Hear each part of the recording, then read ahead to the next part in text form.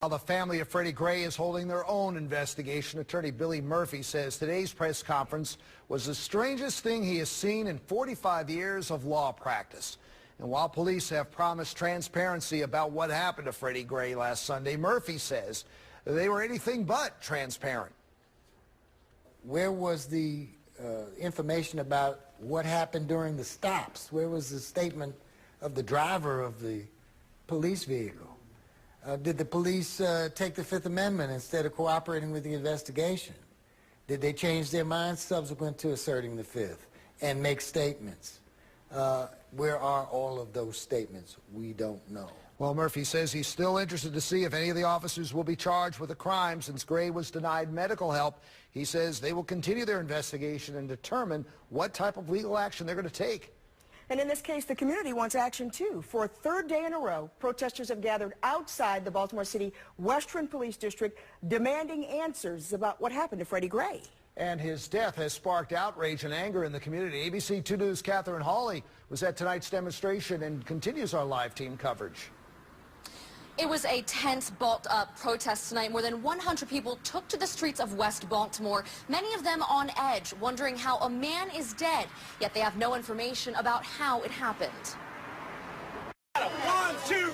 Black Lives Matter! 1, 2, 3. Black Lives Matter! 1, 2, 3. They gathered not far from where Freddy Gray was picked up last weekend, and then they marched.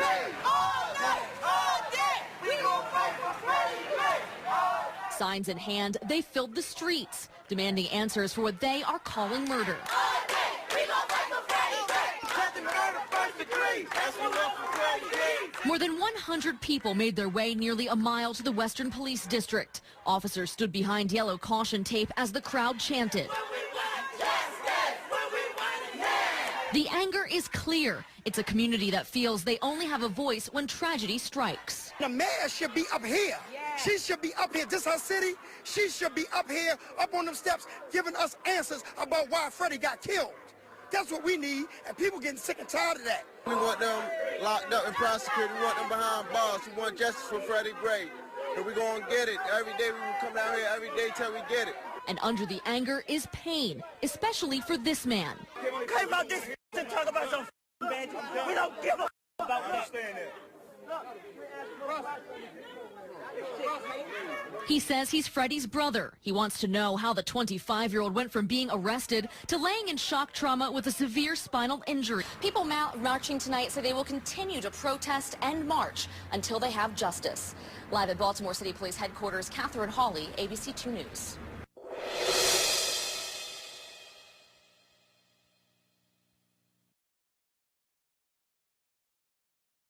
Increasing tension in the community over the death of Freddy Gray. 11 News reporter Karen Campbell is live at City Hall tonight. Karen? Well, protesters want answers, so they took their frustrations to the streets earlier today. They want the 6 officers involved with the arrest of Freddy Gray held accountable. Tell the truth and stop the lies. Freddy Gray didn't have to die. Dozens of protesters gathered in front of City Hall Monday holding signs reading "No Justice, No Peace" and "Black Lives Matter." Indict, convict, send these killer cops to jail. They're demanding action from city leaders after the death of 25-year-old Freddy Gray. Gray suffered critical injuries to his spinal cord after he was arrested on April 12th. He died on Sunday. We're calling for these cops to be charged. We're calling for them to be criminalized. Reverend C.D. Witherspoon with Baltimore's Southern Christian Leadership Conference expressed frustration over what he says is a lack of accountability within the Baltimore City Police Department. But we're sick and tired of being sick and tired of that uniform safeguarding people from the same justice that all of us have to endure. Hands up! Don't shoot! Hands up! Protesters carried their message through the streets of downtown to City Police headquarters, dozens of officers standing guard. But my heart goes to the family. I have kids of my own. And it's a sad situation.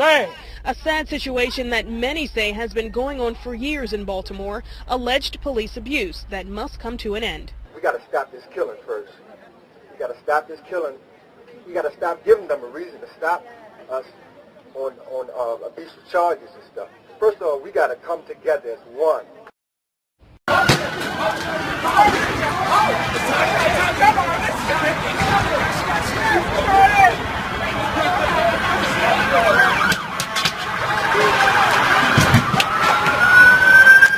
You can see how the National Guard is out on the streets of Baltimore right now. Police are facing a whole lot of questions about how they handled the rioting. Chip Reed is also in Baltimore. Chip, good morning.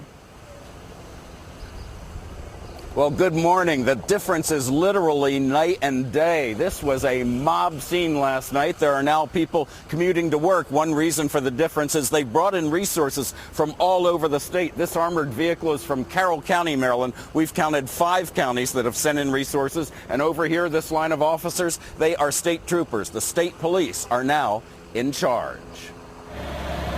The Maryland National Guard rolled into a wounded Baltimore early this morning. The National Guard represents a last resort in order to restore order. Governor Larry Hogan said he had to wait for the city's mayor to make the call. And I issued the executive order less than 30 seconds after requested by the city of Baltimore. We were trying to get in touch with the mayor for quite some time. She finally made that call, and we immediately took action. Mayor Stephanie Rawlings Blake defended the delay. Big portion of the day working to assemble additional resources so we could bring calm to the city. After a day marked by property destruction, looting, and fires, Maryland State Police are now running the show in the city of 620,000, and the National Guard is taking its orders from Major General Linda Singh. We are going to be patrolling the streets, coming in with up-armored Humvees. The violence began in northwest Baltimore just hours after Freddy Gray's 11 a.m. funeral. By 4:30, dozens were attacking this police cruiser. Within 2 hours, droves of people were seen looting a CVS, and it was set on fire. Officers in riot gear were deployed, but Baltimore's police commissioner, Anthony Batts, said their resources were stretched thin. Baltimore is almost close to about 80 square miles. We had opposite ends of the city pulling us at the same time. At least 15 officers were injured in what Batts called a very trying and disappointing day. They just outnumbered us and outflanked us. We needed to have more resources there. Councilman Brandon Scott says his constituents still feel the effects of decades-old violence. The neighborhood that they're in right now has still been burned down from 1968. 1968 was the last time the Maryland National Guard was activated for a public disturbance after the assassination of Dr. Martin Luther King, Jr. You can see behind me there's still a lot of debris on the streets. The investigation into Freddy Gray is due on Friday, and by the way, Baltimore will be under a curfew tonight beginning at 10 p.m. Charlie? Chip, thanks. Right now, because it looks like they're trying to make their way. Just to let you guys know that this is. Okay. All right, just to let you guys know, at North of Pensy, where they originally looted the CVS, now they're trying to bust into a bank, as you can see, and some other stores. This would be the northwest corner of Pennsylvania Avenue and North Avenue. Probably not with the amount of people that are on top of it, but this is the most active, the most violent group right now. And again, this is on North Avenue near Pennsylvania Avenue. You've got approaching 100 people here attacking, or in this area, several of them attacking this vehicle, jumping on the hood, smashing the windows.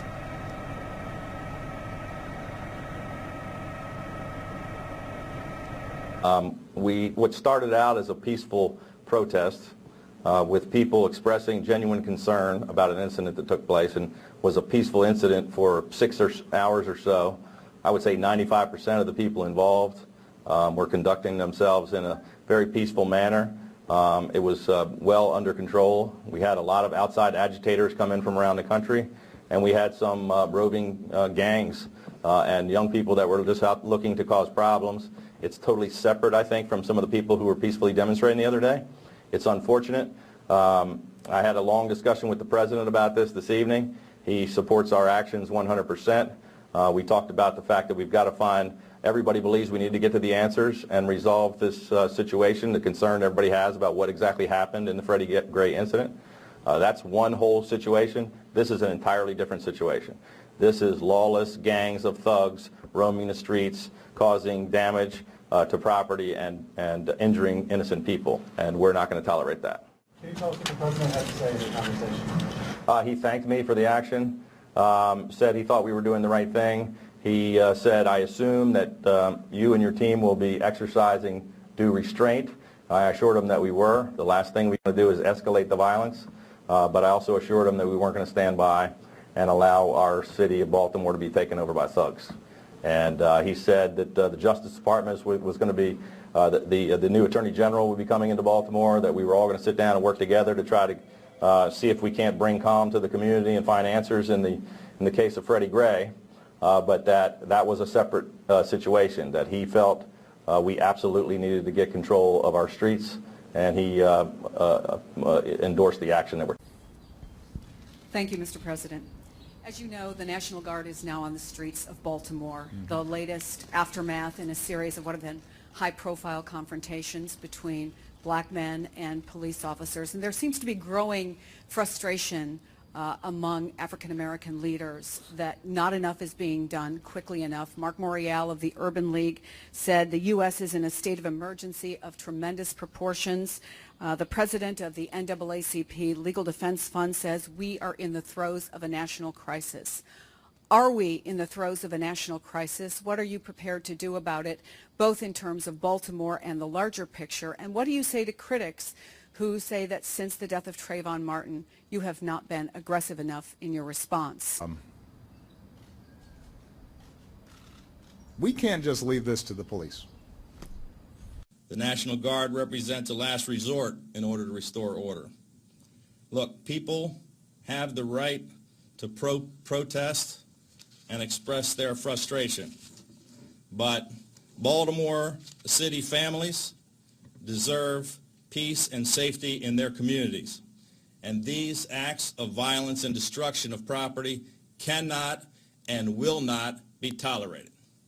I strongly condemn the actions of those who engaged in direct attacks against innocent civilians, businesses, and law enforcement officers. The resources of the state police and the National Guard have already been deployed in support of all law enforcement in the city. They will exercise disciplined restraint and provide the support necessary to ensure safety and to bring law and order to Baltimore City.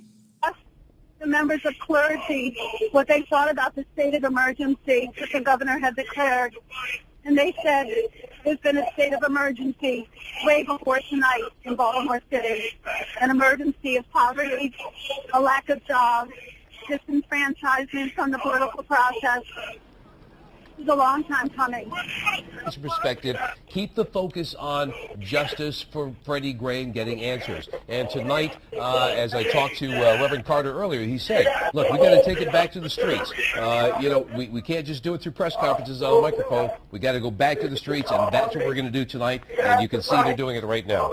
And it's, right now they're standing, pushing the police officers who are taking off Deborah, their helmets. Deborah, that's about as broad a police line as I have seen so far today. Where exactly are they stationed across? Is that north or is that Fulton heading which direction? We are in the 1700 block of North Avenue. Is that what I'm seeing? Yeah, I think it's the 1700 block of North Avenue. Okay. What are they saying? On their church, on their street, and I have to say, nobody's throwing anything right now. The clergy are commanding this moment. Wow. I'm the son of a black man from Kenya and a white woman from Kansas.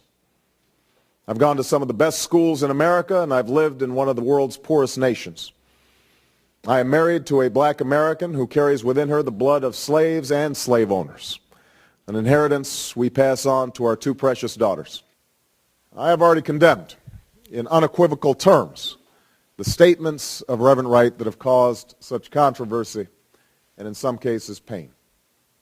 As such, Reverend Wright's comments were not only wrong, but divisive.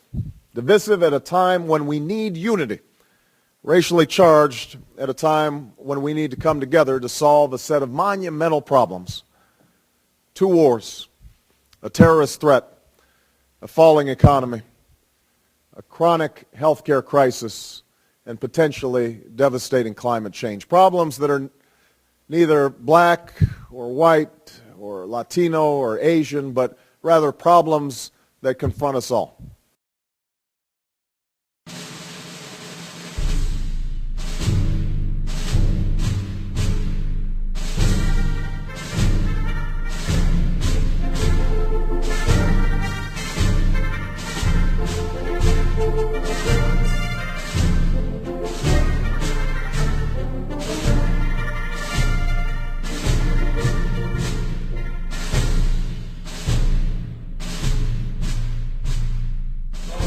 Dear President Obama, we, the people, have stated resolutely we reject your vision for our country.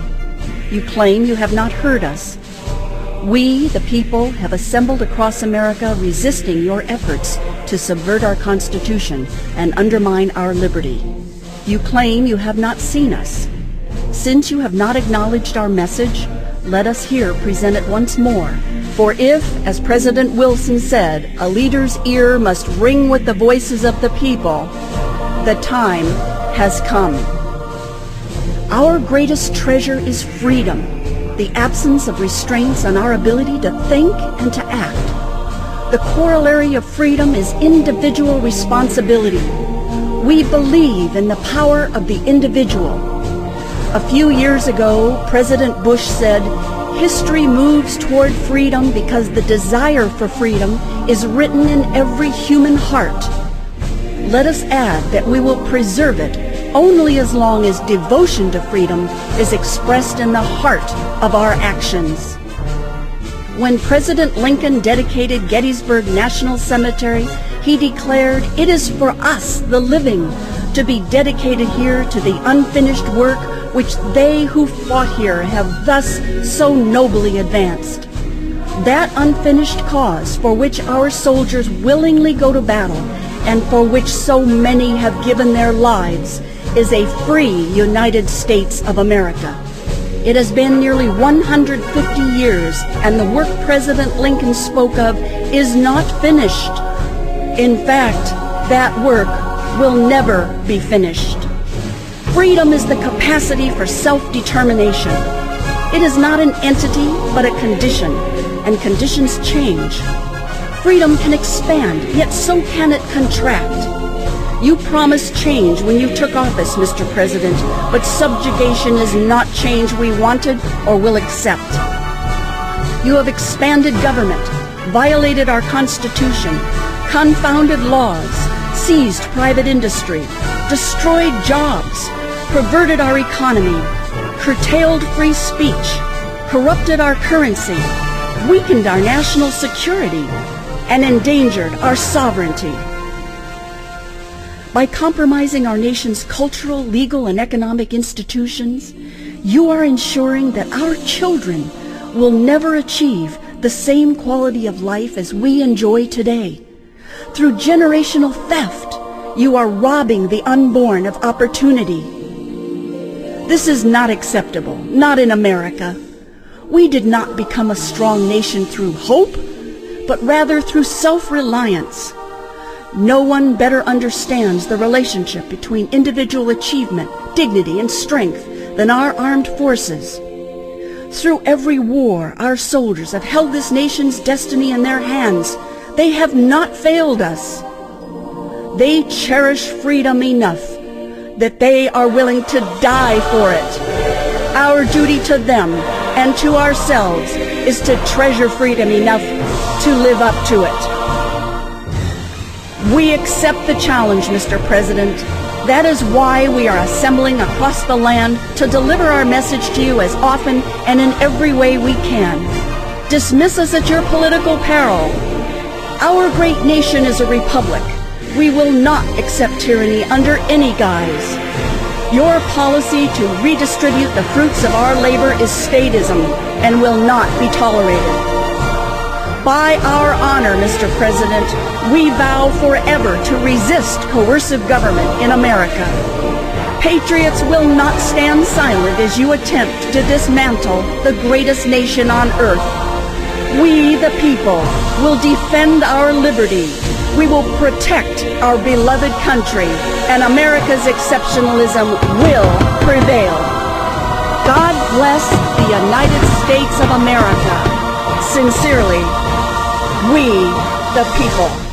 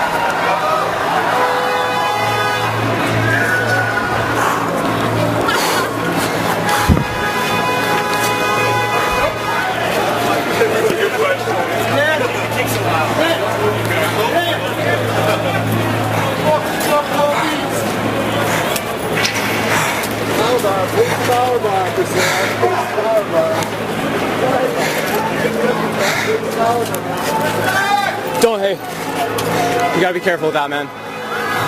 I'm not gonna do anything, but